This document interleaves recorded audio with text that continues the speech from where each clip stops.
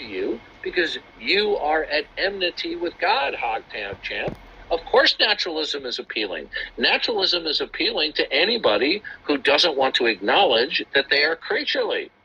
And remember, Hogtie admitted that he embraced that he's autonomous. Because he's embracing his autonomy, right? That's why naturalism is appealing, right? Because what is the alternative? It's to acknowledge the autonomy of the mind of God, which means the mind of man is not autonomous. So when he said that naturalism is appealing to him, okay, of course it would to the autonomous mind. The autonomous mind desperately wants naturalism to be true as opposed to the God world, which would mean that your autonomy isn't your autonomy, that you're in rebellion against God. So naturalism is appealing first and foremost because it is a pseudo-intellectual way by which the individual assuages their conscience that they're not in rebellion against God. That's why naturalism is appealing. Now, if there's anybody in the audience who wants to tell me otherwise as to why naturalism is appealing, come on up. Let me know.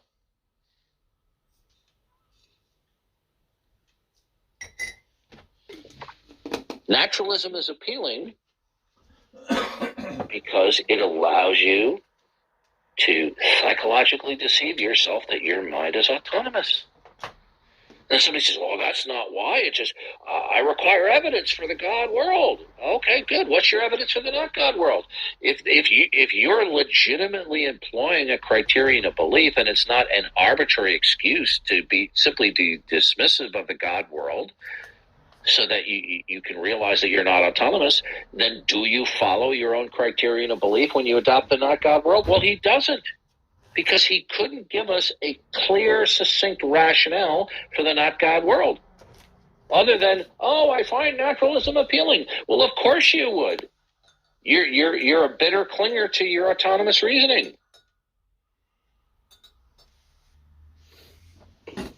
Yeah, Darth, I just get sick of hearing evidence, give me evidence. Like, I just give them evidence, and then they'll say, no, that's not evidence. There's one other guy. Look, there's evidence all around them, okay? When they say, give me evidence for God, what people need to understand is such a demand is an implicit counterclaim that all of the facts around them are not indicative or revelatory of God. But could he defend that? No, he can't. They always want to say, not evidence. Okay, notice he ended up by saying two things. In addition to him admitting, which I'm glad he did, that he's holding to his autonomous mind, he held to the not God world because he said the local gods that people presented were what would he say? They were unconvincing to him. Oh, well, he said they're unpersuasive or unconvincing, and that naturalism appealing. The fact that naturalism appealing, it doesn't follow from that God doesn't exist. Of course, naturalism would be appealing when you are holding to your autonomy of reasoning. The autonomous man, the would-be autonomous man, desperately wants naturalism to be true. That's why it's appealing. When Hogtie and people like him would say, well, I really do want to believe in God, I just need evidence, say, good, what's your evidence for the not God world? And they don't have any. So when they ask for evidence for God, they're lying. It's all around them. The whole world indicates God. And if somebody says, no, it doesn't, you haven't shown that, say, good, you're making a counterclaim. And no, I'm not shifting the burden of proof because I make a case for why all facts reveal God. And if you don't accept that, you're making a counterclaim. There's no neutrality when it comes to facts and their relationship to God. One's disposition toward facts will reveal one's disposition toward God. And that's what they don't like. Okay? Yeah, Darth, I don't believe now when they say, I really do want to believe it. Like, no, you don't. I give you evidence. That's suppression of the truth and unrighteousness. Okay? You say, I really want to believe. Well, what's keeping you from believing? Well, I need evidence. They go, well, what's the evidence for the not God world? The evidence for the not God world is, I really find naturalism appealing. That's evidence for the not God world because you find it appealing? This is what he said. Yeah, I'm just stop. By the way, this is nothing new. He was saying it 10 years ago. Wow, 10 years on Google Plus. I didn't know. Yeah. It's a genetic fallacy, anyway. Yeah. Just saying, I'm going to always interpret the evidence, based on what he wants. It's a genetic fallacy. Wait, Doug, you dealt with him 10 years ago? This is like my first time. Yeah, approximately. Okay. Yeah, that's Hog Tie Champ. Wow. Yeah. I go back with him and Tonlock back to the Google Plus days. Some of us started off on Pal Talk, and then we gravitated over to the Google Plus Hangouts. And then from there, we went to Discord for a number of years, and now some of us are over here now on Clubhouse. But Darth and I have known each other for years. Yeah. And he's confirmed, true or false. Is he not just a big windbag bloviator?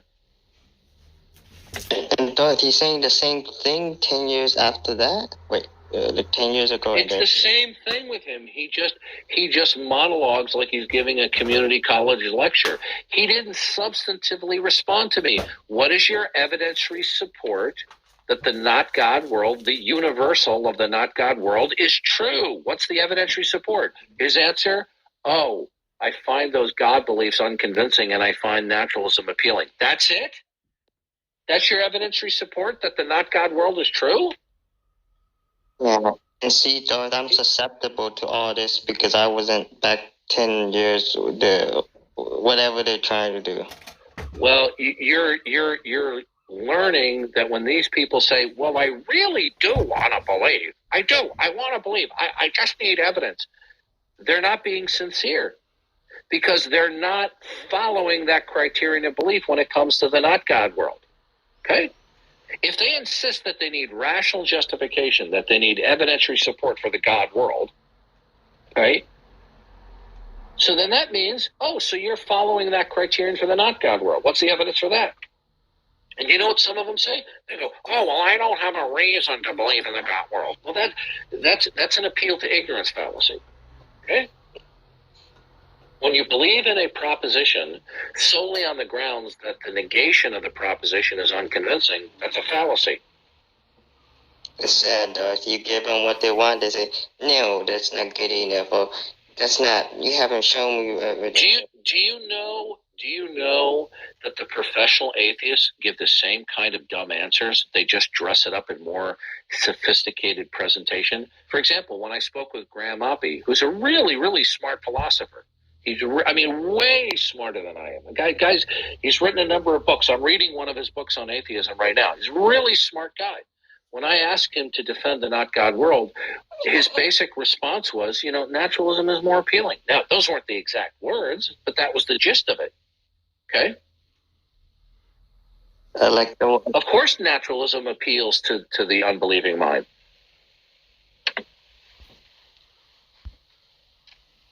And this is the one with I see books on my shelves like P.Z. Myers, right?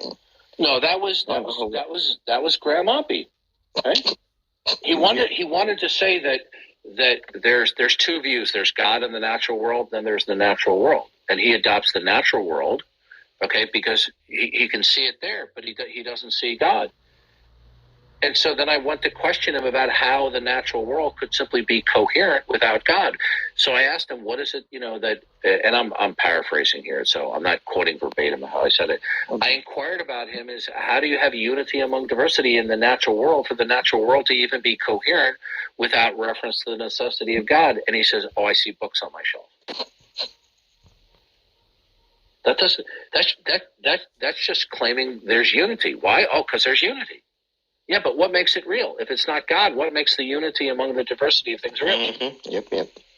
Mm-hmm. Mm-hmm. And he has no answer for that, nor could he. It doesn't matter that he has a PhD in philosophy. He couldn't answer that. Apparently the books in his shelves are united. No. Now, don't get me wrong. I like Graham Oppie. I've listened to him speak a number of times.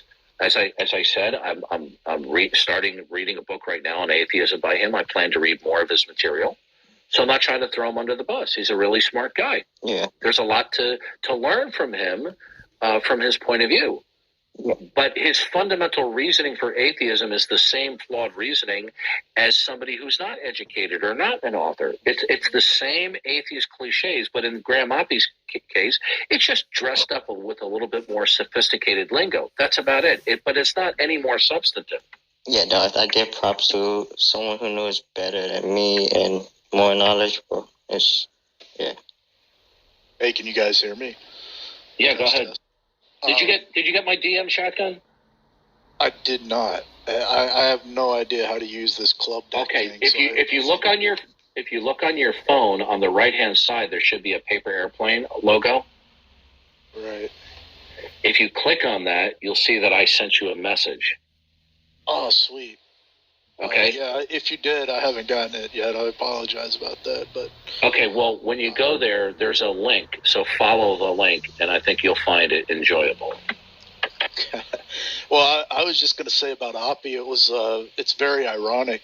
One of the claims that unbelievers like to make is that nobody takes presuppositionalism seriously in the community, in the academic community. But then if you listen to Oppy when he had his discussion with Ed Fazer, who's a Thomist philosopher, Oppy starts talking about what we would in presup jargon would call worldviews. Basically, Oppy starts saying we need to go to the worldview level, and like analyze our arguments from within the paradigm that we hold to, which is very ironic, I thought. Well, the fact that professional philosophers eschew or even sneer at transcendental thinking and reasoning, so what? Oh, right. So what? So what? Oh, transcendental reasoning, the spiritual, Plato has a line of transcendental reasoning for whatever he thought of as God or something like that. But in comparison, I think Aristotle was one of Plato's pupils or something. I can't remember precisely. But atheism is based on Aristotelian so-called philosophy, just simply based on brute facts, the non-spiritual. I'm only learning this stuff, so don't get on my case over it.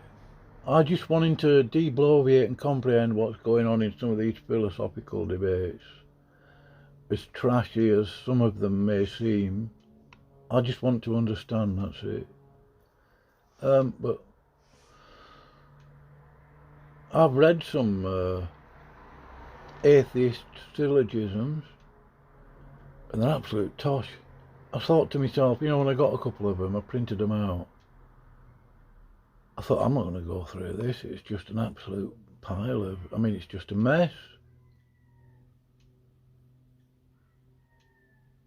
Atheist reasoning, it really is a mess.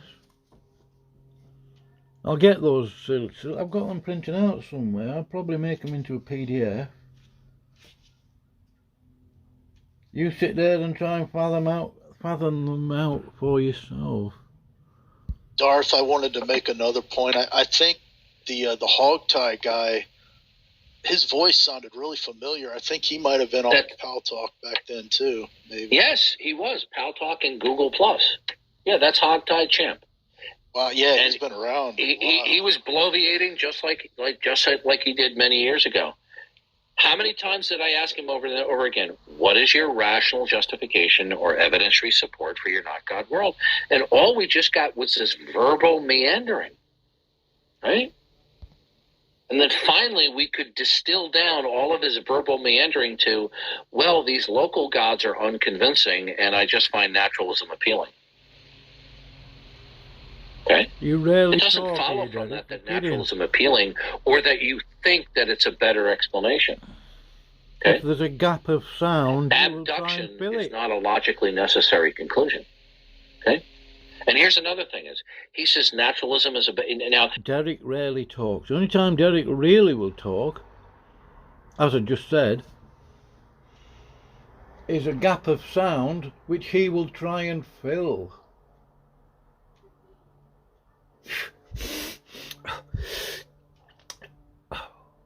I didn't know that. There. Sorry about that, Derek. Don't take it personal, but I mean, you know, I can't listen to you. Sorry. Well, I'm not sorry. Well, I am sorry that I can't listen to you because I haven't got the patience, but I mean, it isn't personal. It's just me. If he hadn't been so dishonest with me, I would have hit him with this. How can naturalism be a better explanation when you have no concrete universal in your naturalistic world? There is nothing that is a fundamental parameter to institute and secure whatever unity among diversity you think exists. Whereas in the God world, we have God, who is the concrete universal, the creator, the supreme being, who institutes the unity among diversity within the natural world, and hence we can have coherency there.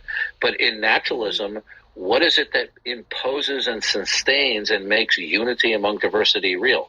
Well, they have no answer to this, so they just say, well, it just is. Exactly, Darth, exactly. Right? They just say, well, it's just there. But you see, now they're saying that there's a fundamental parameter of our existence, that there's unity among diversity without evidentiary support for why it's real. Okay? I'm not disputing that the unity among diversity of things at various levels, I'm not disputing that it's real. The question is, what makes it real? If God is not the one who makes it real, then what makes it real? Exactly, yeah. And I would say the same thing. So what? Right. So when Hogtie Champ says naturalism is more appealing, all he's just simply saying is my idolatrous construct, meaning his idolatrous construct, is more appealing. Well, of course it would be more appealing because you're a bitter clinger to your autonomy of reasoning.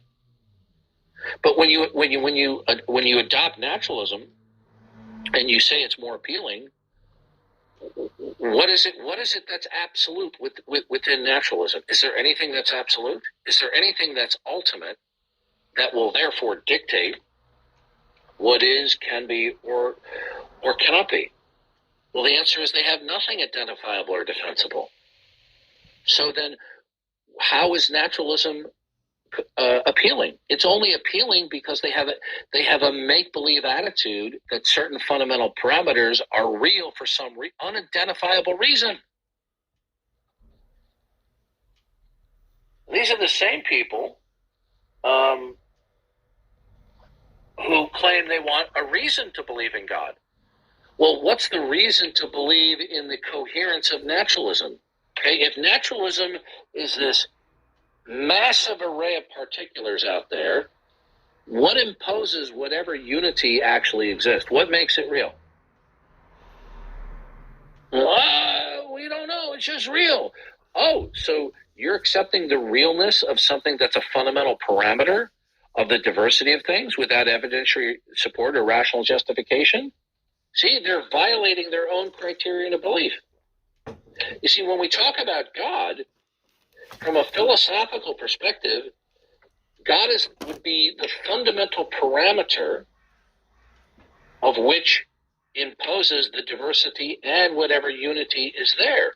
When they dismiss God, what makes the unity in the diversity or plurality of things real? What makes it real?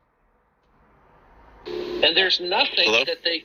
Yeah, go ahead. There's nothing they can identify that does. So in order to believe in naturalism, you have to violate your own criterion of belief that you dismiss the God world from. Go ahead, sir. Lack of belief, atheism, isn't incoherent because, as far as I'm concerned, we don't have proof for the Christian God or the Islamic God or the Judaism God. Okay. Are you merely saying that you're unpersuaded, or do you have a worldview defeater for the Christian worldview? I don't have a defeater, but I asked for proof. Okay. If you don't have a defeater, then are you familiar with the basic tenets of Christianity? Sure. Okay. So you reject the actuality of those tenets. Okay. So when you do, you are rejecting the Christian worldview as a composite. Okay. This is a worldview issue. Okay. Now, sure. I lack a belief. Sure. Okay. No, sir. No, sir. You are not simply like you say, I lack belief in Bigfoot. At a worldview level, any worldview that you don't accept, you deny by virtue of the worldview that you're reasoning from. Okay? You understand? Could you do it any other way? Sir, do you understand that you cannot have a neutral disposition toward other worldviews that are not the worldview that you're reasoning from? Okay? Do you accept my last statement to you?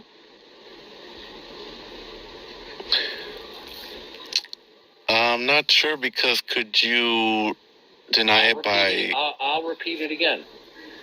You cannot have a neutral disposition toward other worldviews because they will contradict your worldview.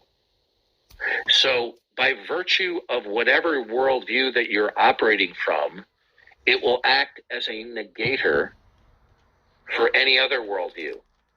So since you hold to a particular worldview, whatever worldview is not your worldview, you will have to consider to be false. So you cannot have a neutral disposition toward other worldviews because of your worldview. And you cannot be a neutral bystander when you have a basic familiarity with the basic tenets of Christianity. Because, okay, if you don't accept the Christian worldview, once you have a basic understanding of it, then by virtue of the worldview that you're operating from, you are denying the actuality of the Christian worldview. Sure. Can you withhold judgment? No. Once you have a basic familiarity with the basic tenets of, I mispronounced that, of the Christian worldview, you can't suspend judgment. Is the basic tenet something like Jesus came to earth? There is one God, creator of heaven and earth, and that we are in his creation, that he has revealed himself through creation, and he has revealed himself through various individuals through the course of history, and it's been recorded sovereignly and providentially without error in the scriptures, and his ultimate revelation is in and through the person of Jesus Christ through his death, burial, and resurrection. This is a comprehensive worldview, and you cannot be neutral toward it. Okay? You will either accept it or you will deny it by virtue of whatever worldview you're operating from. Okay? So you can't sit there and say, well, it's not proven.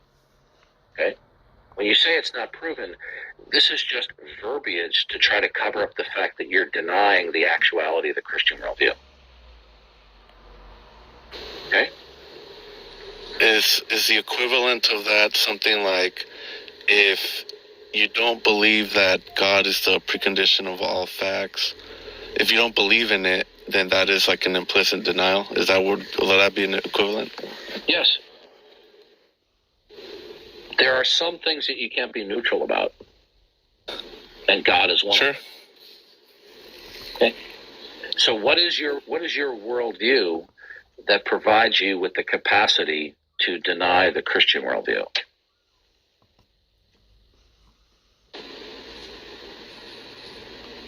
I don't have one, but can I, of course you have make one. a guess?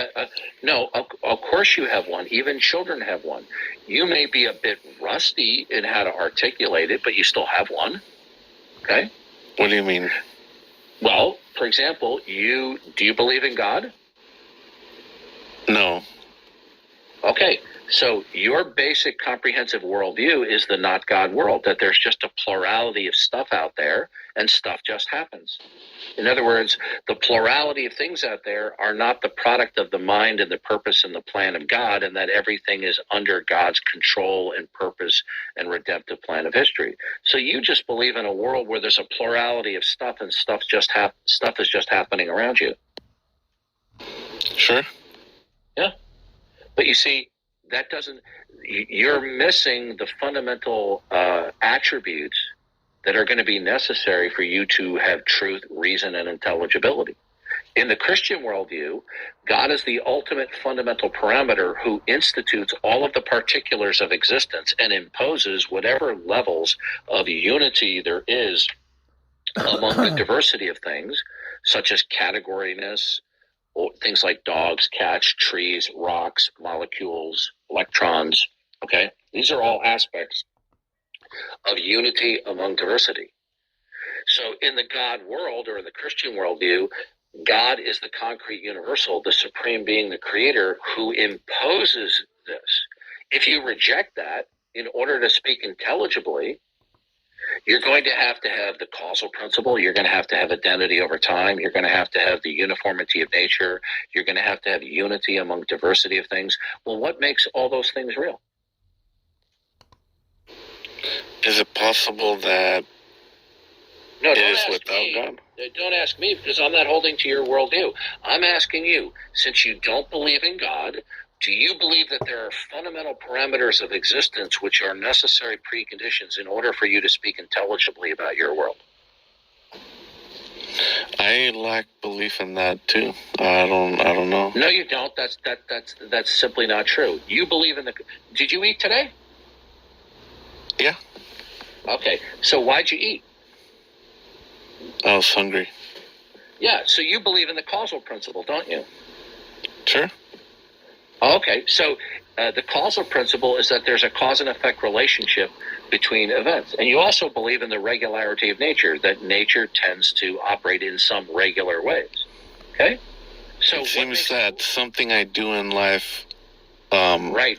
But I think I get what you're trying to say. You believe that there are certain fundamental parameters, okay, that without which you wouldn't be able to speak. You wouldn't be able to talk about hunger if there wasn't a causal principle. You wouldn't be able to talk about hunger if there wasn't identity over time. You wouldn't be able to talk about hunger if there wasn't a regularity of nature.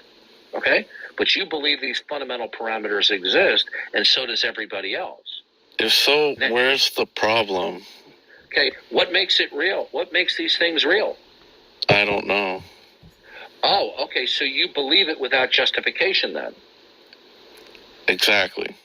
Good, so you're violating the very principle that you use to dismiss God. Well, why would you do that? Because you believe you have autonomy of reason, as opposed to your reason is a gift of God, and that the mind of God is autonomous. And because you don't want to acknowledge God, you just believe this stuff exists without reference to God. But you don't have a rational justification for that, do you? It seems not. But in other words, you're trying to say that there's no other worldview then. It seems like Christianity would be the only valid worldview. It is the only valid worldview. Christianity is the only coherent worldview. And not something like Islam. No. Do you know why? It's because Islam is a derivational cult of Christianity. It's easy to see historically.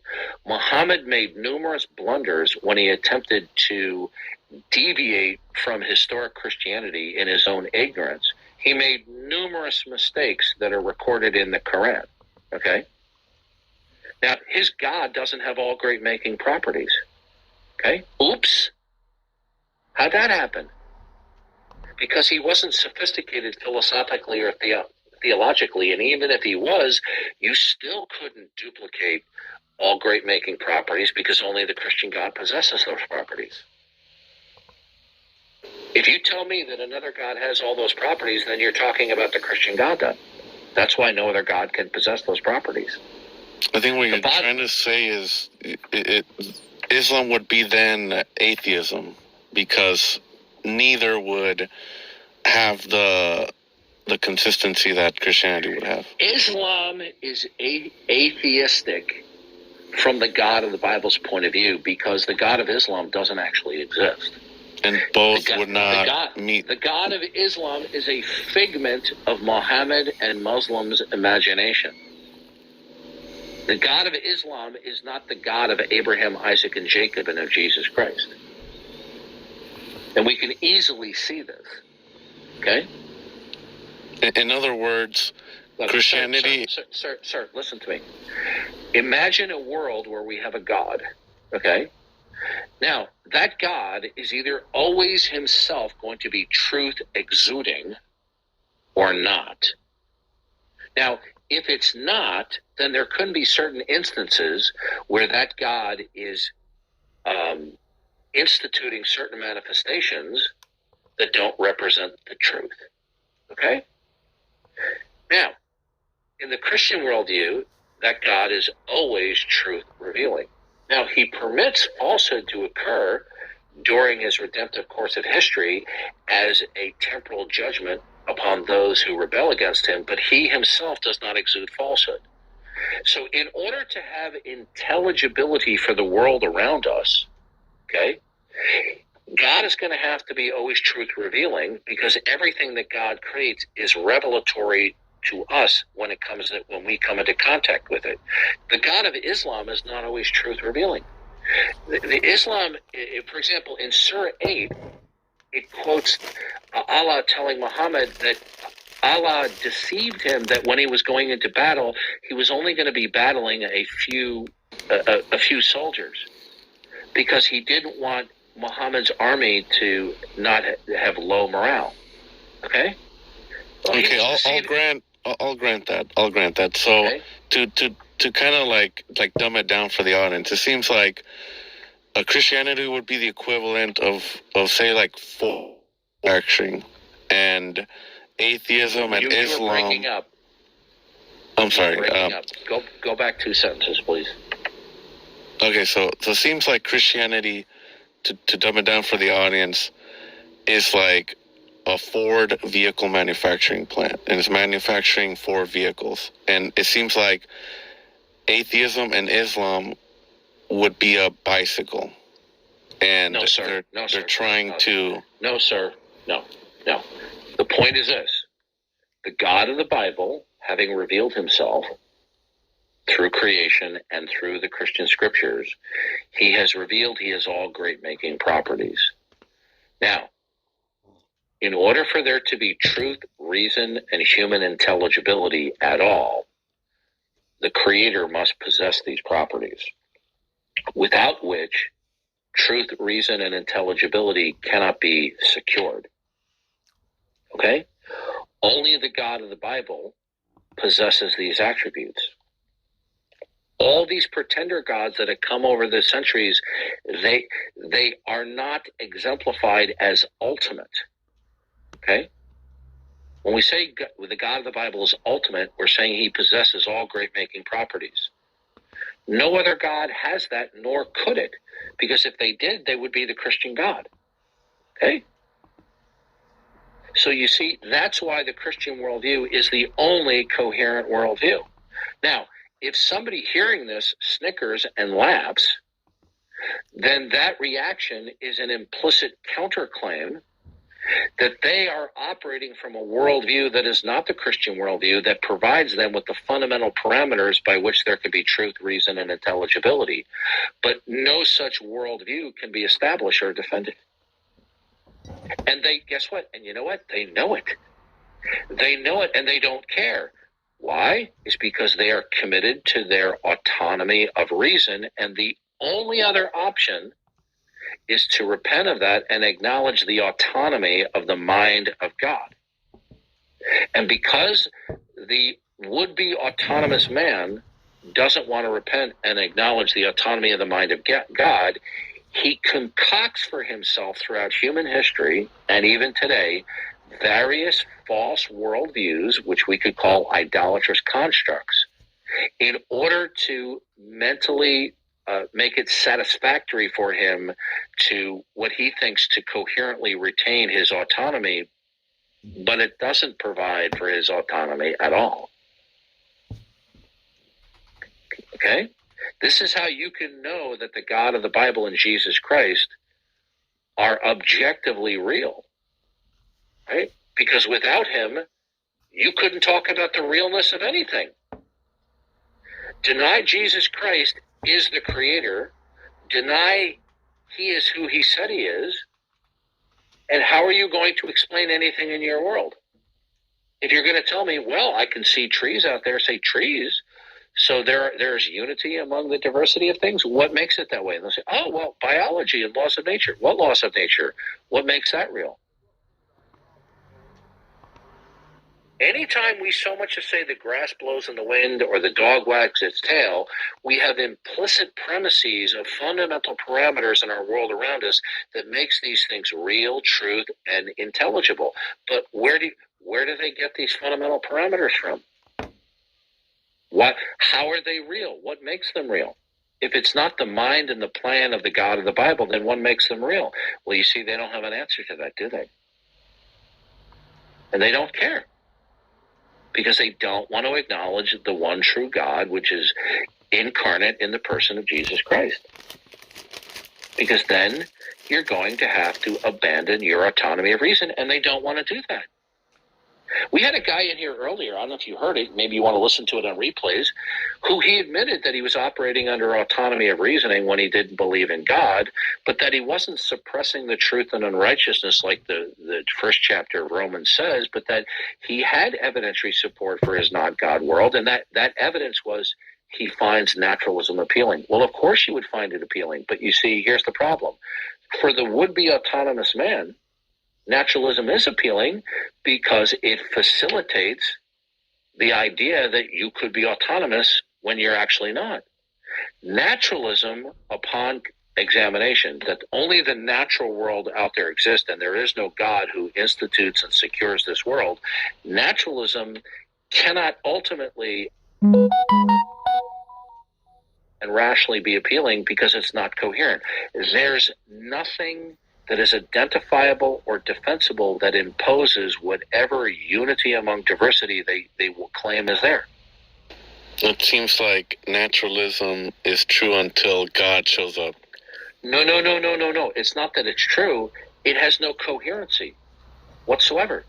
There's no correlativeness to anything because there's nothing identifiable or defensible that imposes it. You see, all they're left to say is, well, the unity among diversity, okay, the categories of things, it just is.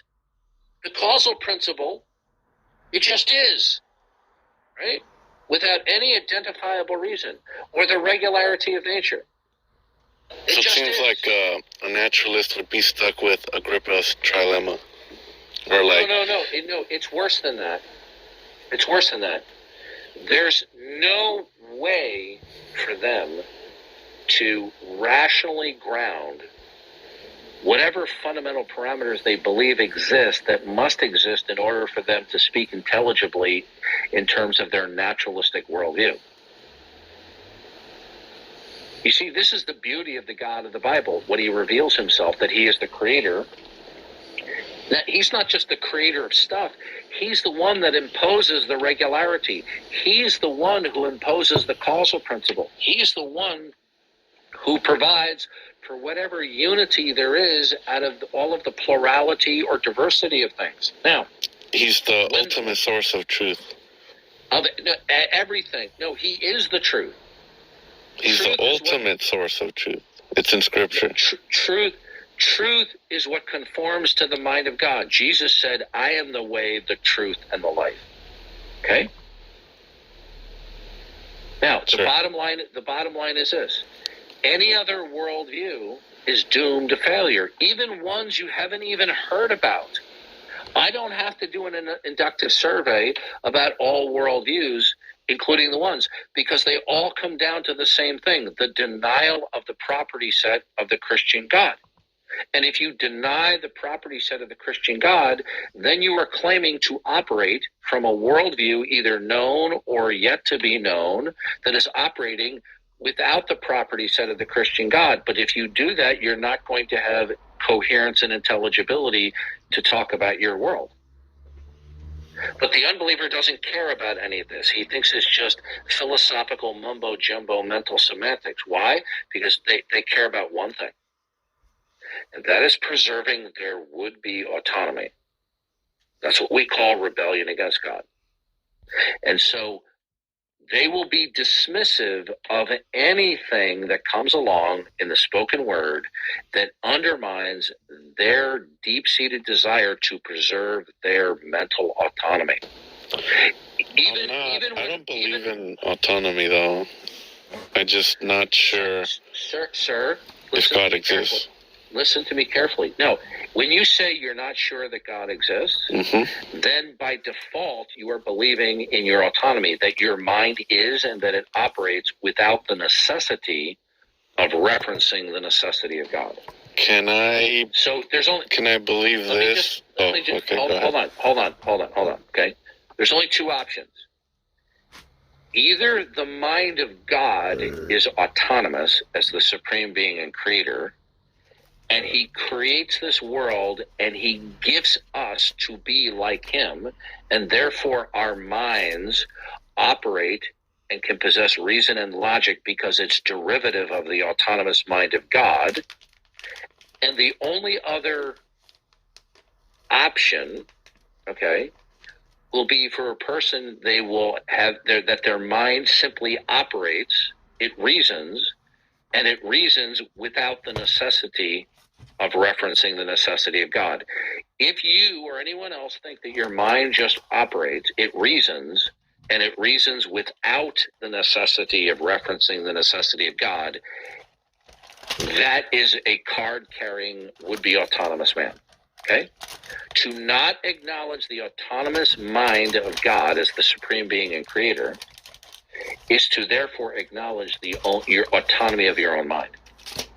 In other words, your mind. Okay, that makes more sense. Okay, yeah. When you put it that way, I get it. It doesn't mean that you control this world thinking that you're God. What it means is your mind operates without derivation, dependence, or constraint of the autonomous mind of God. So this way, it's a true dichotomy. There's no other option. We either acknowledge the autonomy of the mind of God, and if we don't, whether we realize it or not, we will be acknowledging the autonomy of the human mind. But the autonomy of the human mind cannot be coherent. The reason why is because nothing can be coherent in a not God world. Because there's no fundamental parameter from which all things derive and depend. There's no concrete universal to appeal to. There's no ground of all being. There's no absolute. There's no ultimate from which all things derive and depend.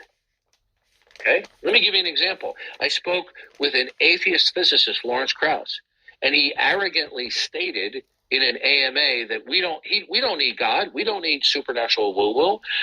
We can explain everything through the laws of nature. Now, those are his exact words. I mean, the arrogance is beyond belief that somebody could say something like this. So when it was my turn, I said, Dr. Krauss, what is it that is fundamental and ultimate? What is it that's foundational, that dictates every instance of what is, can be, and cannot be? He got angry because he knew I called his bluff. And he says, I don't know. Why does it even matter? And then he, along with the host of the room, proceeded to get rid of me because he knew he had been caught. Right? I called his bluff. Because if he says he doesn't know what it is that is fundamental, that dictates what is, can be, and cannot be, right? Then how in the world could he say we don't need God? And by the way, in the AMA, he denied that he was outright denying that there's a God. He was trying to foist black-theism, right? But the moment he says, we don't need God, we can explain everything the laws of nature, to say you don't need God is the same thing as saying there is no God, right? Yeah. So these people talk out of both sides of their mouth, right? They'll say, oh, well, we don't need God. We just need all we need is naturalism. But then they'll turn right around and say, well, I'm not saying there's no God. Oh, yes, you are. They're just not honest about it. And Well, it's people don't like to admit like mistakes or say they're wrong or whatever. This is symptomatic of the would-be autonomous mind. Now, the would-be autonomous mind does not always manifest itself as atheism or agnosticism. It can be some other idolatrous construct that is not a representation of the one true God that has revealed himself in creation and through human history in the Christian scriptures. Okay? There's only two worldviews. There's the God worldview, which is through his revelation in creation and through human history. And then there are just simply idolatrous constructs, that there are models of reality that are just human constructs, that are just the figment of people's imaginations. Now, the unbeliever will say, well, you're believing in God. The God of the Bible is a figment of imagination. Say, good, can you support that? Because I can support that your worldview, and I don't mean you, I'm talking about the hypothetical unbeliever, I can show that your worldview is a product of your figment imagination. Because when you tell me how things are, can be, or cannot be, I'll say, where'd you get that from? And what are they going to say? They'll be like, I don't know. Yeah, so we can objectively prove Christianity is true, right? And one of the ways that we can do it is to show it that the denial of Jesus Christ's self-testimony, his attribute claims, right? When we look at his attributes that he claims for himself in the Bible, from Genesis to Revelation, right? That they cannot be refuted. Now, somebody can come along and verbally deny this, or they might be, let's say, a mythicist who says, well, I don't even believe Jesus existed. But you see, their attempt at the refutation of Jesus' self-identity claims that are recorded in the scriptures, the attempt to it has to be done from a model of reality, which is not the Christian worldview, but they won't be able to sustain their worldview in order to launch mythicism or any other God denialism or the denial of Christianity. Okay? If you're going to deny Christianity, the only conceptual way that you're going to do it is you're going to have to lay down a complete model of reality, a worldview, because Christianity is a worldview. One cannot dismiss the Christian worldview and just say, oh, I don't believe it, I'm unconvinced. Right? It simply can't be done. You see, if you deny the Christian worldview and that the God of the Bible and his property set of all great making properties is what institutes everything that is, can be, and cannot be, then good, then you can't object to anything. You shouldn't be unconvinced about anything, because there's nothing that dictates what can or cannot be, so therefore anything goes. Right? So it seems like you can't even lack belief without presupposing things already that is against Christian. You can't doubt anything unless you first believe that God is, and that this world is operating according to his purpose and plan, and that he's revealed himself. And no other. But let me finish. Okay. Let me finish. Because if somebody says, "Oh no, I don't believe in God, and I doubt this and I doubt that," say, "Good. What fundamental parameter exists that will allow you to doubt any proposition?" And the answer is, they got nothing. You need information. Right. And no other worldview can. I mean, can't just any other worldview copy those properties like Christianity does? And no. If they attempt if they copy the properties, then they're talking about the Christian God. Gotcha. So it seems if they attempt to copy those properties, but leave out one or more of the fundamental properties of the Christian God, then the deletion of those fundamental great-making properties will destroy human reason and intelligibility. Yeah, I think. Okay. I need to understand that a bit better. Right. Yeah, like for example, some people try to attack the Trinity, right? Yeah. Where you can take one person out or add one more person to the Trinity. Well, then the question is, well, what is the role in creation, and what is the role in the redemptive plan of human history? Then what is the function of the two persons or the four persons rather than the three persons of the Trinity? And since Christianity is historical, what are their roles, and how is this historical? but they have no historical basis to appeal to. See, all of these non-Christian worldviews are an attempt by the educated, the uneducated, the high IQ, the low IQ of would-be autonomous human beings to construct an idolatrous worldview in order to repent and believe in the God of the Bible through Jesus Christ. That's all it is. Because they don't want to submit themselves to Jesus Christ. But Abraham trusted and believed God. And by the way, Abraham believed that God was going to raise Isaac from the dead. Okay? Because he said to one of the other individuals, we are going to go worship and we will return to you. Okay? He believed that God was going to use Isaac and his descendants to bless the world. I think I'll stop Right? this here and upload it. So he had a notion There's only that if he carried 38 out the minutes of this sacrifice, left. that God was You can always go going and to check it resolve out. the situation somehow, either by preventing it or resurrecting Isaac. Okay? Not a lot more. So there to was it, no really, lie. Okay? Acts are invoked without the necessity of referencing God. That is your position, right? That is correct. Okay. If you make such a position, I only moved it that is 20 the minutes equivalent forward. of saying God does not exist. Okay? No, In a God world, I'm going to explain this to you. In a God world, all facts would necessitate referencing God. In a not God world, no facts would necessitate referencing God. So if one fact in this world necessitates referencing God, that is the equivalent of saying God exists. If you say one fact does not necessitate referencing the necessity of God, that is the equivalent of denying the existence of God. So your disposition toward facts will actually reveal what your real disposition is toward God. So you believe that facts can be invoked with independence from God, don't you? I do. Am I allowed to? Good. Therefore, may I you elaborate? are not Or? withholding judgment. Hold on, I'll let you speak in a second. Since you believe in the independence of facts from God as the necessary precondition, until shown otherwise, then your position is not suspending judgment. Your position entails God cannot logically exist because there are facts that exist with independence from him.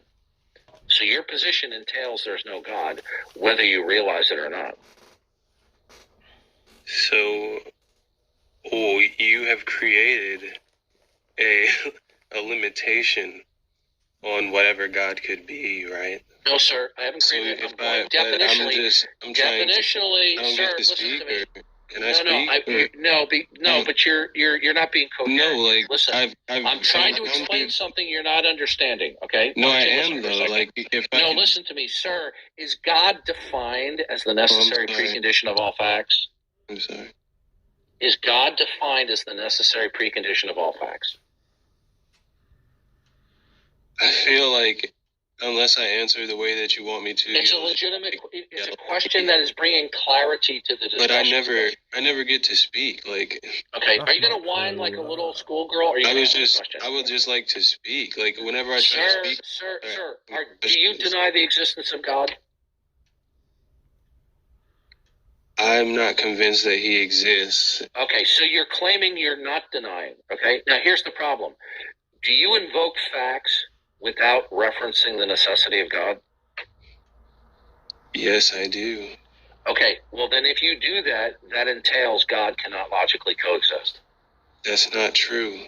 Yes, it is true. Let me So tell you here's why. the thing. Let me tell you, cannot- stop. You know what? I don't want to have to move you back to the stage. You don't have the foggiest idea of what you're talking about. Listen to me carefully, okay? It is true, and I'm going to tell you why, okay? In a God world, by definition, all facts would necessitate deriving from him. In a not God world, no facts would necessitate referencing him. Now, are you invoking a fact that necessitates referencing God, or are you invoking a fact that does not necessitate God? Which is it? I can invoke facts without necessitating God. Is that your position? That is my position. Okay, when you say facts don't necessitate God, you're saying therefore that facts exist and God's not necessary. If you say God's not necessary, that is the same thing as saying he doesn't exist. May I? Listen carefully. To say that God is not necessary is the logical equivalent of saying God does not exist. So you understand? I understand. I'm familiar with the argument. So good. So your position is God's not necessary, right? Am I allowed to disagree? Can I talk at all, or do I just answer yes or no? You're just asking me like yes or no questions. Like, yeah, all I want to know is God necessary or not? No. Okay, then your position entails God can't exist. May I explain myself now, or like? Do you disagree with what I just said? I do. Okay, so explain to me how. Yeah, here's what you have to explain. How can God exist and at the same time be not necessary? Explain that. So God could create a world in which there is no evidence that he exists. That's not an answer to my question. No, like listen, no. So the problem. Listen to the question, sir. So I'm trying to. I'm going to kick you out of here. I'm going to kick you out of here. The reason why I'm interrupting you is because you don't know what you're talking about. Listen carefully. Oh, really? Can God exist when he's not necessary? Yes. No, that's incoherent. Because God, by definition, is the necessary precondition of everything. It's definitionally true. Well, there are different types of God. Is that correct? Hold on a second. Are there different types of God? Can somebody be a bachelor at the same time and in the same sense be married? No. No. Okay. It's definitionally true a bachelor is an unmarried man. It's definitionally true that God is the necessary precondition of all facts. If you say that God exists, but at the same time he's not necessary, that's a contradiction in terms. Am I only allowed to say yes? Do you understand the contradiction in terms? Or agree with you? Okay, goodbye, sunshine. When you grow a few brain cells, let me know, okay? I want to understand that. See, this is the problem. When you confront people with basic logic, they don't care. They don't want to put on their thinking cap. You cannot say that if God exists, he can also be not necessary. Because God, by definition, is the necessary precondition of all facts. Now, if you come up with a God concept that is not the necessary precondition of all things, then we're not talking about God. We're just talking about some creature that you're calling God. So he admitted that he invokes facts that don't necessitate referencing the necessity of God. And I asked him, so God's not necessary? And he says, no, he's not necessary. Well, then God can't logically coexist. Right? Because if God exists, then by definition, he's necessary. But if he's not necessary, then he wouldn't exist. Where do they grow these people? He didn't answer your question, Dwight. He just tried to be saying, no. This is what he's doing is he's deploying the tactic that many atheists do of simply ignoring cogent things that the interlocutor says to them, and then just bickering and babbling on. I mean, it blew my mind where he says, yeah, God can exist and also be not necessary. But then that's not God, because God is defined as the necessary precondition of all facts. And no, we're not defining God into existence. If God is the supreme being and the creator of all things that are not himself, then by definition, God is the necessary precondition of all things. Therefore, there cannot, if God exists, then there cannot be one fact that doesn't necessitate deriving and depending upon the necessity of God. So if one invokes that there's a fact that exists with independence from God, then it follows from that God can exist, because in a God world, there are no facts that can exist with independence from God. But you see, these people don't care about their cognitive dissonance. They don't care how irrational they are. All they care about is preserving their autonomy, their mental autonomy. Okay? They want to sit there and say, oh, I don't need God, but I'm not saying he doesn't exist. Oh, yes, you are. The moment you say he's not necessary, you're saying he doesn't exist, whether you admit it and whether you realize it or not. Yeah, Dad, he tried to, when you posed to him the question, he tried to kind of, I don't know what's the way, he tried to make it like, oh, I'm not saying that God cannot, I'm just paraphrasing my words, he tried to do something like that. If one says God is not necessary, meaning for anything else, that is the equivalent of saying God doesn't exist. Yeah, and one. Okay? Now, if somebody says, well, God could exist and not be necessary for other stuff, then we're not talking about God. We're not talking about the supreme being who is the creator of all, the creator and sustainer of all things that are not himself. Look, I even have professional atheists who have done this double talk, where they will, in an AMA, they will state that they're not openly denying God, but then they'll turn right around and say, well, God isn't necessary. Then if God could exist, but he's not necessary, then how is he God? Is he just this unimaginably powerful boogeyman who's going to get you if you don't love him? Because when we talk about God, we're talking about the eternal creator, the supreme being. Okay? It's not just that he is more powerful than everything else, it's that he is the source and basis of why anything at all exists. So if somebody invokes that there's a fact that can be invoked to exist without referencing the necessity of God, this constitutes the denial of God, whether they realize it or not. It doesn't matter that they don't realize it.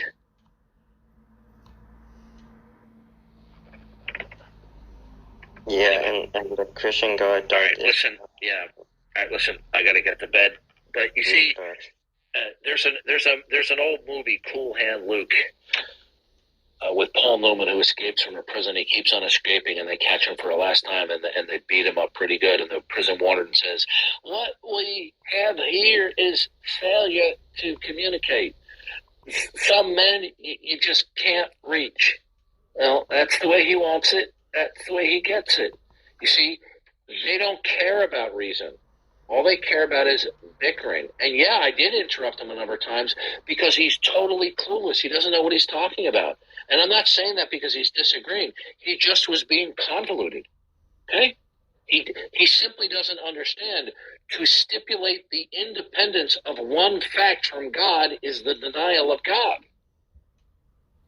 One's disposition toward facts will reveal your disposition toward God. Yeah, I gotta get to bed. God bless you, Dad. I'm gonna go now. Yeah. Yeah, please.